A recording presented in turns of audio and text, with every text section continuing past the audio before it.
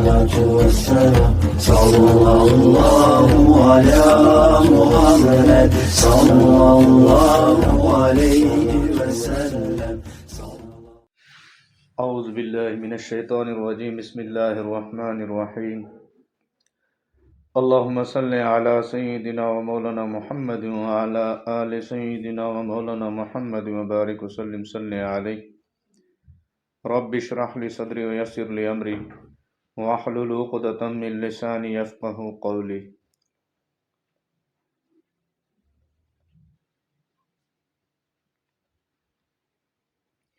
حضرت شیخ التفسیر امام الاولیاء حضرت مولانا احمد علی لاہوری صاحب رحمۃ اللہ علیہ کے مواعظات کا سلسلہ جاری ہے. الحمدللہ و شکر للہ. حضرت کا یہ وعظ مبارک ہوا 22 ربیع الثانی 1375 ہجری بمطابق 8 دسمبر 1955 عیسوی کو، جس کا عنوان مبارک ہے عقل، قلب، جوارح. حضرت فرماتے ہیں الحمدللہ وکفا وسلام علی عبادہ الذین اصطفیٰ اما بعد. اللہ تعالیٰ جو کچھ مجھ سے آپ کی خدمت میں کہلواتا ہے، اللہ تعالیٰ مجھے اور آپ کو اس پر عمل کرنے کی توفیق عطا فرمائے. آمین یا الہ العالمین. میں جو کچھ عرض کیا کرتا ہوں اپنی ذمہ داری کو محسوس کر کے عرض کیا کرتا ہوں. اللہ تعالیٰ کی طرف سے جو صحیح علم آتا ہے وہ سب سے پہلے انسان کی عقل میں آتا ہے. علم الہی کا انسان کی عقل میں آنا یہ اللہ تبارک و تعالیٰ کا بہت بڑا احسان ہے. اس سے انسان کی رہنمائی ہوتی ہے. مسلمانوں کی اکثریت کو یہ نعمت نصیب نہیں. اکثریت بدقسمت ہیں. ان کی عقل ٹھوکریں کھاتی ہے. ان میں سے کسی کی زندگی کا مقصد ہے جائیدادیں بنانا، کسی کا مقصد روپیہ جمع کرنا، کسی کا اپنے گریڈ بڑھانا، کسی کا زیادہ سے زیادہ رقبہ زمین پر قبضہ جمانا، کسی کا الیکشن میں لڑنا اور بڑا آدمی بننا. دن رات یہی فکر رہتی ہے کہ اس کے لیے کیا کریں، کس سے کہیں، اور اس راستہ میں جو مشکلات ہیں ان کو کسی طرح حل کیا جائے. شیطان نے سیدھے راستے سے ہٹا دیا ہے. مرنے کے بعد جب قبر میں جائیں گے تو آنکھیں کھلیں گی. دو نقطوں کے درمیان خط مستقیم ایک ہی ہوتا ہے. دو نقطوں کے درمیان خط مستقیم ایک ہی ہوتا ہے. صراط مستقیم بھی ایک ہے جو ہمیں دروازہ محمدی صلی اللہ علیہ وسلم سے گزر کر سیدھا دربار الہی میں لے جاتا ہے. اس کے لیے ہمیں اہدنا الصراط المستقیم کی دعا سکھلائی گئی ہے. ٹیڑھے راستے بے شمار ہیں. روپیہ جمع کرنا، الیکشن میں روپیہ برباد کرنا وغیرہ سب ٹیڑھے راستے ہیں. اللہ تعالیٰ کے نازل کیے ہوئے علم کا مجموعہ قرآن ہے. یہی ہدایت کا راستہ ہے. وَأَنَّ هَذَا صِرَاطِي مُسْتَقِيمًا فَاتَّبِعُوهُ. سورۃ الانعام رکوع نمبر 19. اکثریت کو اس کی ضرورت ہی محسوس نہیں ہوتی، نہ مردوں کو اور نہ عورتوں کو. ضرورت ایجاد کی ماں ہے. اگر ضرورت محسوس ہو تو اس علم الہی کو حاصل کرنے کی کوشش کریں. اگر ڈاکٹر کسی مریض سے کہے کہ تیرا چہرہ بے رونق ہے، تیرے جسم میں خون نہیں ہے، تو یہ گالی نہیں بلکہ اس کی مریض پر شفقت ہے، یعنی ڈاکٹر کی، کہ وہ ڈاکٹر اس کو جو بیماری ہے اور جو کمی ہے اس کی طرف اس کی نشاندہی کروا رہا ہے. میں اکثریت کو بدقسمت غصہ سے نہیں کہتا، اس خیال سے کہہ رہا ہوں کہ شاید ان کو اللہ تعالیٰ سمجھ دے دیں اور یہ خوش قسمت ہو جائیں. اب تک ان کی عقل میں نہیں آیا کہ قرآن مجید ضروری ہے. بیوی بیمار ہو تو اس کو ڈاکٹر کے پاس لے جاتے ہیں، وہ بے پردہ علیحدہ کمرہ میں اس کو دیکھتا ہے۔ بیماری کا احساس ہے تو سب کچھ برداشت کرتے ہیں، قرآن کی ضرورت ہی نہیں، اس لیے اس کا علم حاصل ہم نہیں کرتے۔ علم الہی پہلے عقل میں آتا ہے، پھر دل میں اترتا ہے، اس لیے حضرت صلی اللہ علیہ وسلم نے ارشاد فرمایا، ان فی الجسد لمضغۃ اذا صلحت صلح الجسد کلہ واذا فسدت فسد الجسد کلہ الا وہی القلب۔ اس کا ترجمہ ہے، بے شک انسان کے جسم میں ایک گوشت کا ٹکڑا ہے، جب وہ درست ہو جاتا ہے تو سارا جسم درست ہو جاتا ہے، اور جب وہ بگڑ جاتا ہے تو سارا جسم بگڑ جاتا ہے، خبردار، اور وہ دل ہے۔ دل ٹھیک ہے تو سب اعضاء ٹھیک، دل بادشاہ ہے اور سب اعضاء اس کی فوج ہیں، دل حاکم ہے، سب اعضاء اس کے تابع ہیں۔ قرآن مجید میں اللہ تبارک و تعالیٰ کا ارشاد ہے، وَاعْلَمُوا أَنَّ اللَّهَ يَحُولُ بَيْنَ الْمَرْءِ وَقَلْبِهِ، سورۃ الانفال رکوع نمبر 3 میں جس کا ترجمہ ہے، اللہ تبارک و تعالیٰ فرماتے ہیں، بے شک اللہ تعالیٰ انسان اور اس کے دل کے درمیان حائل رہتا ہے۔ حدیث شریف میں آتا ہے کہ انسانوں کے دل اللہ تبارک و تعالیٰ کی 2 انگلیوں کے درمیان ہیں، جدھر چاہتا ہے پھیر دیتا ہے، جدھر دل پھیرے گا سارے اعضاء ادھر ہی پھر جائیں گے۔ نمبر اول، بدقسمت وہ لوگ ہیں جن کی عقل میں قرآن نہیں آیا۔ نمبر 2، بدقسمت وہ لوگ ہیں جن کی عقل میں سب کچھ ہے لیکن قلب میں نہیں اترا۔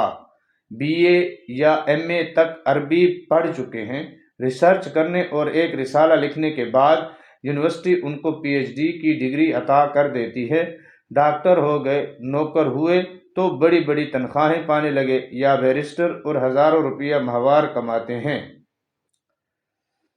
قبر میں PhD کی ڈگری کی کوئی قیمت نہیں۔ نمبر اول، اللہ کا فضل یہ ہے کہ قرآن عقل میں آئے۔ نمبر دوم، اللہ تبارک و تعالیٰ کا فضل یہ ہے کہ دل میں آئے، اور نمبر 3، اللہ تبارک و تعالیٰ کا فضل یہ ہے کہ اعضاء میں بھی آئے۔ میں ہمیشہ آپ سے کہا کرتا ہوں کہ میوہ میوے کو دیکھ کر رنگ پکڑتا ہے۔ اس کے متعلق آج میں شہادت پیش کرنا چاہتا ہوں۔ حضرت مولانا محمد حفظ الرحمان صاحب سہاروی سلمہ اللہ تعالی حضرت کی تاریخ میں لکھتے ہیں، ایک نبی علیہ السلام کی تاریخ میں لکھتے ہوئے اپنی کتاب قصص القرآن جلد 2 صفحہ نمبر 131 و 132 پر تحریر فرماتے ہیں کہ حضرت یسع علیہ السلام حضرت الیاس علیہ السلام کے نائب اور خلیفہ ہیں۔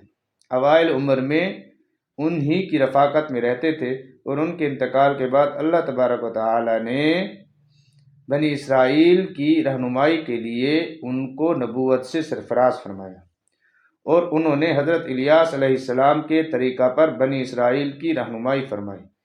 چند سطور کے بعد حضرت مولانا فرماتے ہیں، اور یہ چیز قابل غور ہے،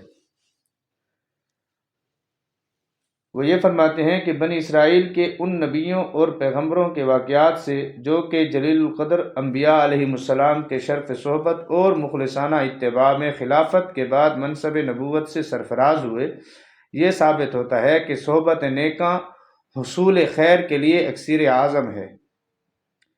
حضرت رومی رحمہ اللہ نے سچ کہا ہے کہ یک زمانہ صحبت با اولیاء بہتر از 100 سالہ طاعت بے ریا۔ اگر ریاضات اور اطاعت کا سلسلہ ہزاروں سال بھی رہے مگر کسی کامل کی صحبت سے محرومی ہو تو بلا شبہ یہ ایک بہت بڑی خامی ہے، جس کا مداوع صحبت کامل کے علاوہ اور کچھ بھی نہیں۔ اس لیے میں عرض کیا کرتا ہوں کہ اگر ایک شخص اپنے طور پر کتنی ہی ریاضات، ذکر اذکار، مجاہدات کرے مگر کامل کی صحبت اس کو اگر میسر نہیں تو زیادہ فائدہ نہ ہوگا۔ ایک شخص کامل سے کچھ تھوڑا بہت سبق پوچھ جائے اور گھر جا کر اس کو خوب پکائے، پک جانے پر 2 سال بعد پھر آئے تو اس کو وہ فائدہ حاصل نہ ہوگا جو اس شخص کو ہوگا جس نے مدت مدید تک، بہت زیادہ دیر مدت تک شیخ کی ہر نقل و حرکت کا بغور مطالعہ کیا ہے۔ اس کے متعلق حضرت شاہ ولی اللہ صاحب رحمہ اللہ کا ارشاد میں نے اپنے رسالہ پیر اور مرید کے فرائض میں نقل کیا ہے کہ حضرت شاہ صاحب رحمہ اللہ اپنے القول الجمیل میں فرماتے ہیں کہ 5ویں شرط مرشد کے لیے یہ ہے کہ مدت مدید بڑے بڑے کاملوں کی صحبت میں گزاری ہو، عرصہ دراز تک ان کی صحبت میں ادب سیکھا ہو، ان سے انوار حاصل کیے ہوں۔ اللہ تعالیٰ مجھے اور آپ کو تینوں درجے عطا فرمائے کہ قرآن مجید عقل میں آ جائے، پھر دل میں بھی اتر جائے، اور اعضاء جن کو جوارح کہتے ہیں اعضاء پر اثر ہو، اس کے لیے صحبت کی ضرورت ہے۔ آپ درس قرآن میں آتے ہیں، قرآن سنتے ہیں، آہستہ آہستہ اللہ تعالیٰ نے سمجھ بھی دے دی اور عقل کی توفیق بھی عطا فرمائی۔ جو نہیں آتے ان کی حالت یہ ہے کہ ان کے دین کی بنیاد کتاب و سنت پر نہیں بلکہ محض ڈھکوسلوں پر ہے۔ کچھ سنی سنائی باتوں کو انہوں نے اسلام کا نام دے رکھا ہے۔ آپ کے گھروں اور برادری میں ایسے لوگ ملیں گے جن کو کتاب و سنت کا صحیح علم ہی نہیں ہے۔ عقل میں دین ہے لیکن قلب میں دین نہیں اترا۔ بعض ایسے بھی ہیں کہ دل تک دین الہی جس کا منبع قرآن اور عملی نمونہ سنت خیر الانام علیہ السلام کا رنگ پہنچا ہے لیکن اعضاء میں نہیں آیا۔ عقل میں علم الہی آئے تو صحبت سے دل اور اعضاء میں اترتا ہے۔ اس لیے اللہ تبارک و تعالی ہمیں حکم دیتے ہیں وَاصْبِرْ نَفْسَكَ مَعَ الَّذِينَ يَدْعُونَ رَبَّهُمْ بِالْغَدَاةِ وَالْعَشِيِّ يُرِيدُونَ وَجْهَهُ وَلَا تَعْدُ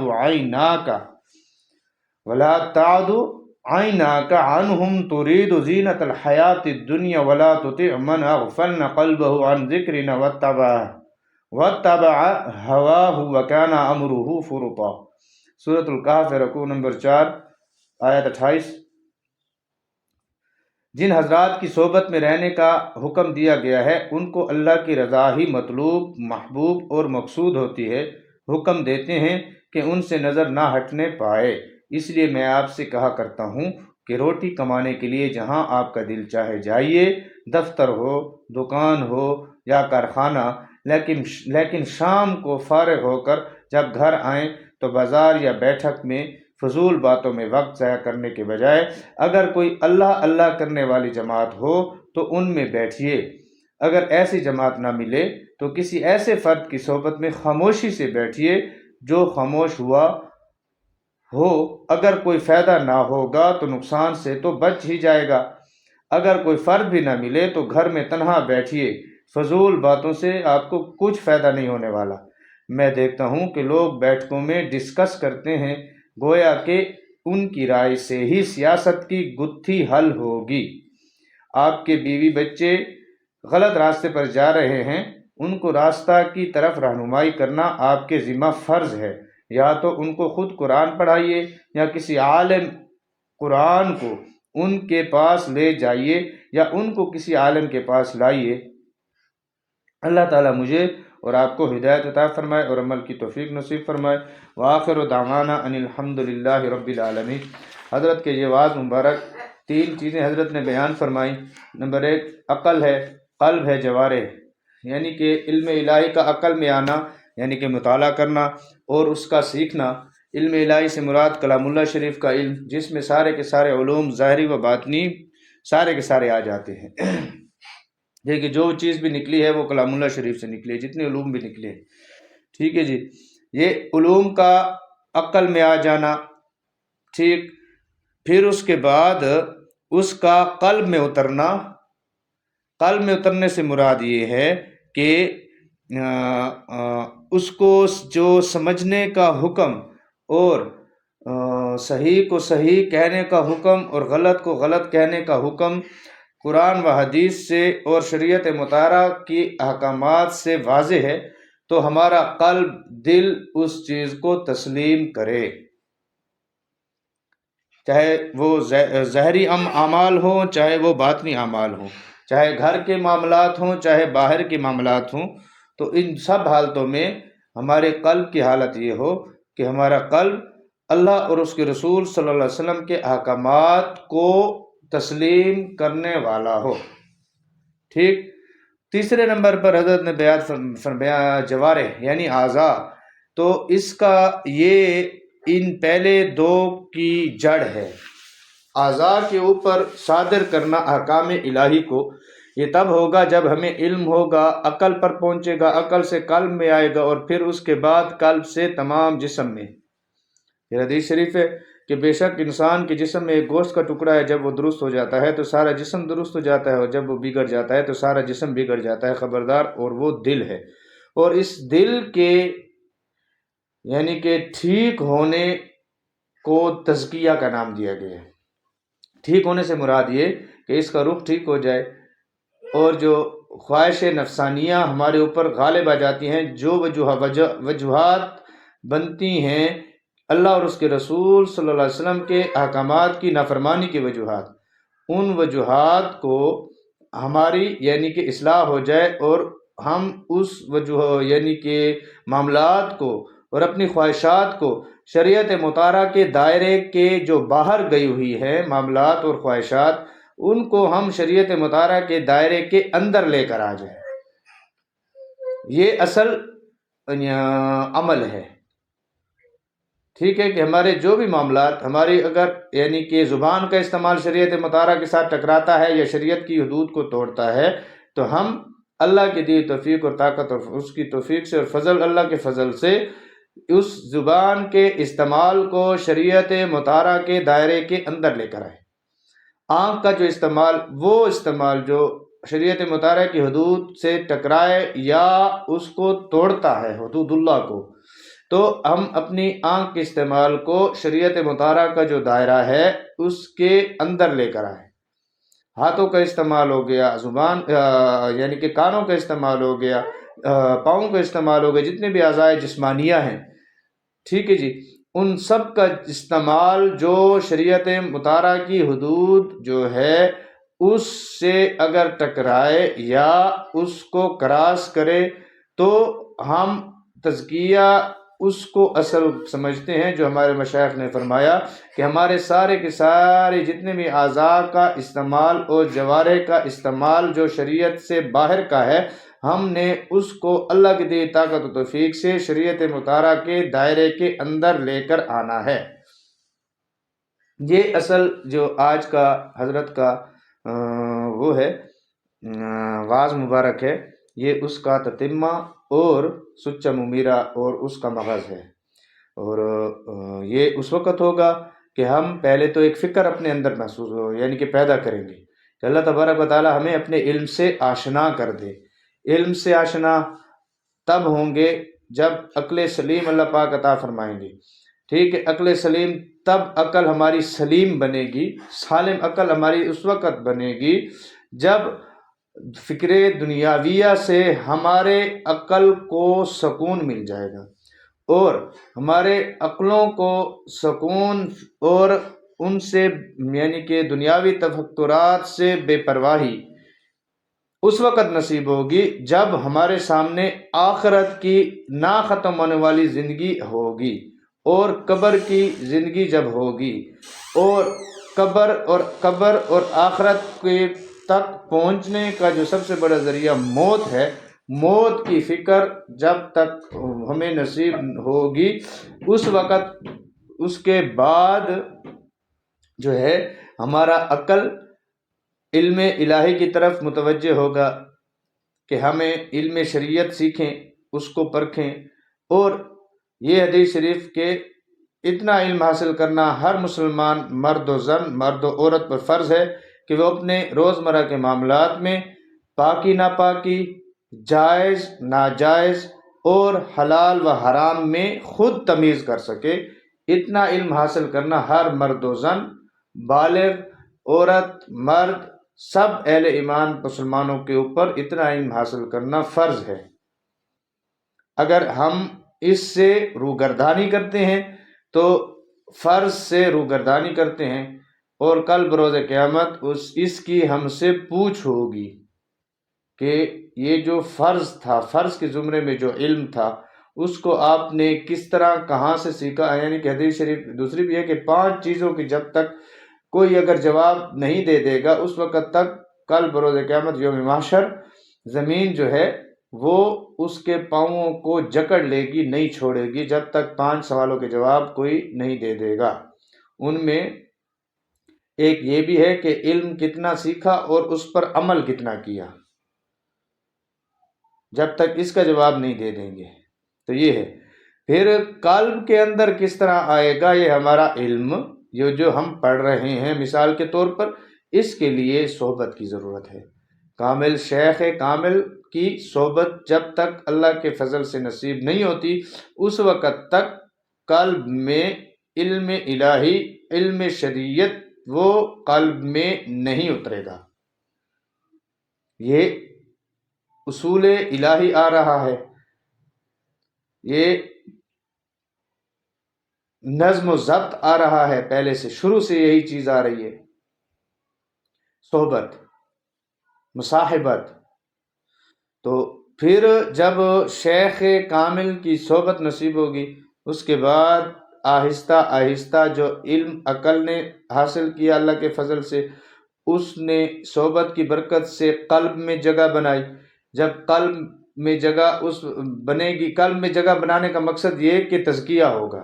شیخ کی صحبت میں تزکیہ ہوتا ہے، دنیاوی تفکرات جو قلب میں آتی ہیں، سوچ و بچار میں ہوتی ہے، وہ ساری کی ساری نکلتی جاتی ہیں۔ اخلاق رذیلہ جو ہیں، حسد ہے، بغض ہے، کینہ ہے، یہ پہلے سے یعنی کہ گند قلب کے اندر بھرا ہوتا ہے، تو اس کو پہلے نکالنا پڑے گا۔ جب گند نکلے گا تو برتن جو دل کا ہے تو پھر اس کو دھونا بھی پڑے گا۔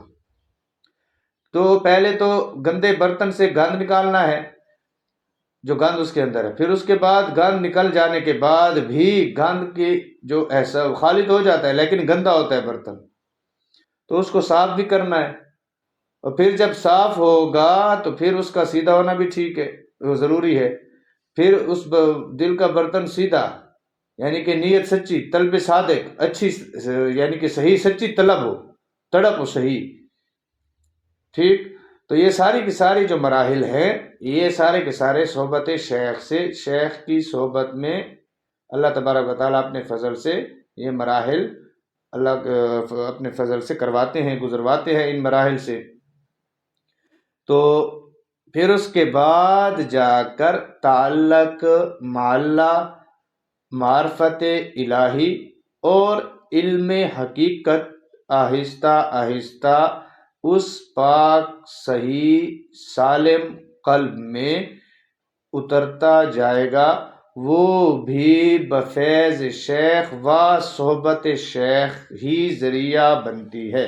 اس کے علاوہ حضرت فرماتے ہیں اور سارے مشائخ یہ فرماتے ہیں کہ کوئی اگر ریاضات، حضرت مولانا رومی صاحب رحمۃ اللہ کا شعر جیسے آیا، یک زمانہ صحبت با اولیاء بہتر از 100 سال طاعت بیریا، یعنی کہ ہماری کسی کی بھی یک زمانہ، ایک ساتھ کی صحبت اولیاء اللہ والوں کے، ایک ساتھ کی، ایک گھڑی کی، ایک سیکنڈ کی صحبت جو ہے ہماری اکیلے کی بے ریائی 100 سال کی عبادت سے افضل و برتر ہے، ٹھیک ہے نا۔ تو اکیلے میں اگر کوئی جتنے بھی ریاضات سالوں کرتا رہے، اطاعت الہی سالوں کرتا رہے، اس کو اس طرح کا نفع نصیب نہیں ہوتا جب تک جو نفع اس کو شیخ کے صحبت میں نصیب ہوتا ہے۔ اس لیے حضرت نے آگے فرمایا کہ اس کے لیے بالخصوص مرد حضرات اور مستورات جو ہیں، ان کے روزانہ کی ترتیب تو شیخ کے پاس آنے کی یا وہ تو نہیں بن سکتی، تو ان کے لیے مشائخ نے یہ ترتیب رکھی ہے کہ روزانہ کی بنیاد پر جو ترتیب اور جو شیخ ذکر تلقین فرماتے ہیں ان کی مکمل مداومت اور پابندی کرنی ہے، اور اپنے آپ کو مکمل وقف کر دینا ہے اندر سے کہ ہم نے اللہ اور اس کے رسول، ٹھان لینی ہے، اپنے اندر سے پختہ ارادہ کر لینا ہے کہ ہم نے اللہ اور اس کے رسول صلی اللہ علیہ وسلم کے احکامات کے سامنے سر تسلیم خم کرنا ہے، اور بغیر چوں و چراں، چونکہ چنانچہ، اگر و مگر کیے بغیر ہم نے ان پر عمل کرنا ہے۔ یہ تو ٹھان لینی ہے۔ تو اللہ تبارک و تعالیٰ جب ہم یہ ٹھان لیں گے تو اللہ تبارک و تعالیٰ جو رکاوٹیں پہلے آتی ہیں، رکاوٹیں آئیں گی بھی صحیح، اس میں تو یہ ہم جھوٹی تسلیاں نہیں دیتے کہ رکاوٹ نہیں آئے گی بس راستہ بالکل صاف ہو جائے گا، نہیں، اللہ تبارک و تعالیٰ امتحانات رکاوٹیں بھی لے کر آئے گا، گھر میں بھی رکاوٹ بنے گی، باہر کے ماحول میں بھی رکاوٹ بنے گی، رشتہ داریوں کے ماحول میں بھی رکاوٹ بنے گی، ٹھیک ہے نا۔ ان رکاوٹوں میں اللہ سے مدد مانگتے ہوئے ہم نے رشتہ داریوں بھی نبھانی ہے، ان کو صاف بات کرنی ہے کہ دیکھیں ہم نے اللہ اور اس کے رسول صلی اللہ علیہ وسلم کے حکم کو پورا کرنا ہے، اس میں آپ کی ناراضگی کا کوئی حق بنتا ہی نہیں ہے، ٹھیک، اور اگر آپ ناراض ہوتے ہیں تو ہم آپ سے معذرت چاہتے ہیں، ٹھیک ہے، اور اگر آپ معاف کرتے ہیں یا نہیں کرتے، اور اگر آپ راضی ہوتے ہیں یا نہیں ہوتے، ہم نے اللہ اور اس کے رسول صلی اللہ علیہ وسلم کو راضی کرنا ہے، بس ہمارا اس پر، اور پھر اسی پر کاربند رہنا ہے۔ کچھ عرصہ گزرے گا، اگر اسی پر اللہ کی فضل سے اللہ کی رضا کے لیے، اللہ کی رضا الہی کے حصول کے لیے اگر اس پر ڈٹے رہے تو کچھ عرصے کے بعد کچھ مدت کے بعد وہی مخلوق اللہ تبارک و تعالی اپنے فضل سے، اپنے کرم سے بالکل آپ کے پاس لے کر آئیں گے کہ ہاں ہم غلط تھے اور آپ ٹھیک ہیں۔ یہ ہمارا اس فقیر کا اس جو ہے نا ذاتی تجربات ہیں، یہ اللہ پاک ہم سب کو جو پڑھا اس پر عمل کی توفیق نصیب فرمائے، اور بالخصوص بچوں کی تربیت کا بہت زیادہ خیال رکھا کریں۔ ہمارے آج کے ماحول میں ہم خود تو نیکوکار بنے ہوتے ہیں، اپنا روزمرہ کے معمولات بھی بہت اچھی طریقہ سے کرتے ہیں، بڑی پابندی سے کرتے ہیں، بالخصوص گھروں میں مستورات جو ہیں وہ اپنے بچوں کی اچھی تربیت کرتی ہیں، اس میں کوئی شک نہیں ہے، لیکن اچھی تربیت سے مراد دنیاوی تربیت نہیں ہے۔ حضرت نے آگے فرمایا، مشائخ یہ فرماتے ہیں، ایک ہے اصلاح قال اور ایک ہے اصلاح حال۔ اصلاح قال سے مراد زبانی تربیت، ظاہری تربیت، اصلاح حال سے مراد باطنی تربیت۔ تو باطنی تربیت اس وقت ہوگی جب ہم خود متوجہ ہوں گے بچوں کی تربیت، جب ہماری بالکل پہلے تو ہماری اصلاح حال ہوئی ہوگی، جب ہماری اپنی ہی باطنی تربیت نہیں ہوئی ہوگی تو اس وقت تک ہم اپنی اولاد کی تربیت باطنی وہ کس طرح کریں گے؟ تو اکثر یہ دیکھنے میں آتا ہے کہ ہم نے خود تو نمازوں کی پابندی ہے، ذکر اذکار تلاوتوں کی پابندی ہے، بچے اگر نہیں کرتے تو چلو ٹھیک ہے، خیر ہے، کوئی مسئلہ نہیں ہے، ہم نے بھی تو یہ عمر گزاری ہے۔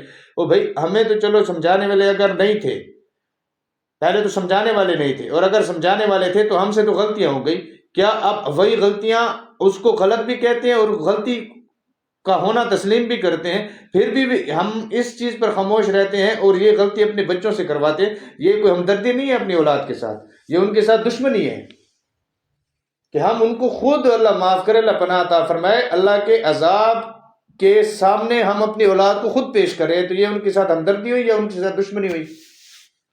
ہم اب خود یعنی کہ بچیاں جو بھی یعنی کہ عمر شرعی جو ہے اس تک پہنچ چکی اور نماز کے فرض ہو جانے کا یعنی کہ اس عمر تک پہنچ چکی ہے نا، اب اگر نماز میں وہ سستی کرتی ہیں تو بچے اگر اولاد سستی کرتے ہیں تو والدین کا حق بنتا ہے اور ان کے اوپر شرعی حدود کے دائرے کے اندر ان کے اوپر سختی کریں۔ جو احکامات شریعہ میں کمی کوتاہی کرتے ہیں پتہ ہونے کے باوجود تو اس میں سختی کرنی ہے۔ کلام اللہ شریف کی ابھی یعنی کہ اس کے تعلیم کے حصول کے لیے اس میں سختی کرنی ہے۔ اکثر یہ دیکھنے میں آتا ہے، اللہ پناہ عطا فرمائے، اسکول کی چھٹی نہیں کروانی، اگر بچے اسکول پڑھانا ہے ان کو ٹیوشنیں بھی ہزاروں کی بالکل آپ کریں، اس سے کوئی نہیں روکتا، لیکن کم از کم بچوں کی دینی کلام اللہ شریف کی تعلیم کے لیے اس کے لیے والدین جو ہے نیکوکار والدین وہ اس میں بے پرواہی کرتے ہیں، پھر یہی بچے جب بڑے ہوتے ہیں تو ہمارے معاملات میں بھی ہمیں ڈسٹرب کرتے ہیں۔ یہ اولاد جب بڑی ہوتی ہے ہم اپنے ہاتھ سے ان کی جب ایسی تربیت کرتے ہیں، ٹھیک ہے، ابھی سے ہم اتنی نرمی کرتے ہیں ان کے ساتھ، نرمی سے مراد یہ کہ کھلی چھوٹ دیتے ہیں کہ ہاں بس اس میں ہمارے اوپر جو ذمہ داری ہے ہم اس کو نہیں نبھا رہے، کل یہی کلام اللہ شریف میں واضح طور پر ہے، اللہ تبارک و تعالیٰ جب ہماری اولاد سے سوال کریں گے اور بادل نخواستہ خدا نخواستہ ہم نے شرعی حدود کو مد نظر رکھتے ہوئے اپنی طرف سے اگر اپنی اولاد کی صحیح تربیت ہم نے نہیں کی تو یہی اولاد سے جب سوال اللہ تبارک و تعالیٰ کریں گے نا کہ ہاں بھی تم لوگوں نے کیا کیا، یا اللہ پاک ہم نے اس طرح کیا، تو اللہ پناہ عطا فرمائے یہی اولاد کہے گی کہ یا اللہ زیادہ سے ہم آپ کی نافرمانی کا یعنی کہ جو ہم نے کی تو ہمیں اپنے والدین سب سے پہلے والدین کو وہ ٹارگٹ کریں گے، سامنے لے کر آئیں گے کہ ہمیں ہمارے بڑوں نے نہیں سکھایا، ہمیں ہمارے بڑوں نے ہمارے اوپر اسی طرح سختی نہیں کی جس طرح کرنے کا حکم تھا، اس طرح ہمیں نہیں سمجھایا جس طرح سمجھانے کا حکم تھا، یا خود تو کرتے تھے، خود تو تیری اور تیرے حبیب صلی اللہ علیہ وسلم کی فرما برداری کرتے تھے، لیکن ہمیں اس چیز کی طرف انہوں نے مائل نہیں کیا کسی بھی طریقہ سے۔ تو آیت شریفہ میں صاف واضح طور پر ہے کہ اللہ سے وہ یہی عرض کریں گے کہ یا اللہ ان پر تو ڈبل لعنت کر۔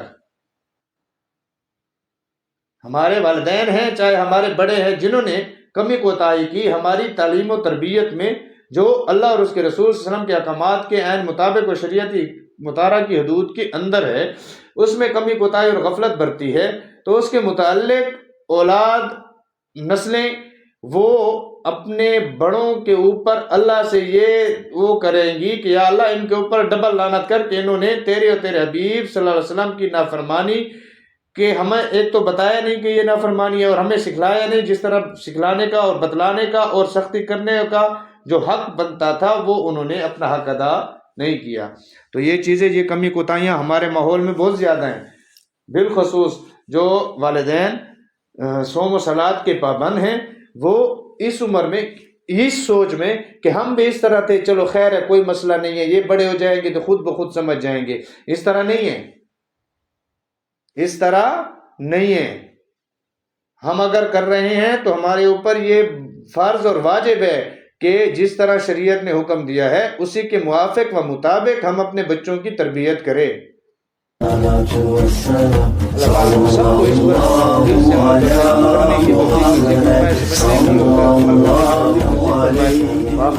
الحمد للہ رب العالمین۔